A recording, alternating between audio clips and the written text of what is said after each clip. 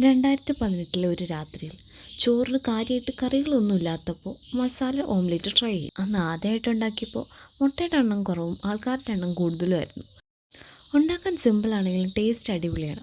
അതിന് വേണ്ടിയിട്ട് ഒരു പാൻ ചൂടായി അതിൽ വെളിച്ചെണ്ണ ഒഴിച്ച് ചെറുതായിട്ട് അരിഞ്ഞിരിക്കുന്ന സവാള, പച്ചമുളക്, കറിവേപ്പില ഇതെല്ലാം കൂടെ നന്നായിട്ടൊന്ന് വഴറ്റി കൊടുക്കുക.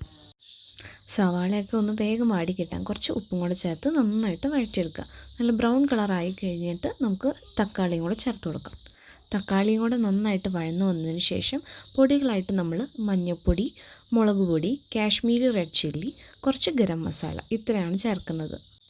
പൊടികളുടെ പച്ചമണം മാറിക്കഴിയുമ്പോൾ ഉപ്പ് ചേർത്ത് നന്നായിട്ട് ബീറ്റ് ചെയ്തിരിക്കുന്ന മുട്ട നമുക്ക് ഇതിലേക്ക് ചേർത്ത് കൊടുക്കാം. മുട്ട ബീറ്റ് ചെയ്യുമ്പോൾ കുറച്ച് വെള്ളം കൂടെ ചേർത്ത് കഴിഞ്ഞാൽ നല്ല ഫ്ലഫി ആയിട്ട് നമുക്ക് കിട്ടും. ഇത് ഓംലെറ്റ് ആയിട്ട് തന്നെ കഴിക്കാൻ നല്ല ടേസ്റ്റാണ്. പക്ഷെ ഞാൻ ഇതിലേക്ക് തന്നെ കുറച്ച് ചോറും കൂടെ ഇട്ട് നന്നായിട്ട് മിക്സ് ചെയ്ത് മുട്ടച്ചോറ് പോലെ ആക്കിയിട്ടുണ്ട്.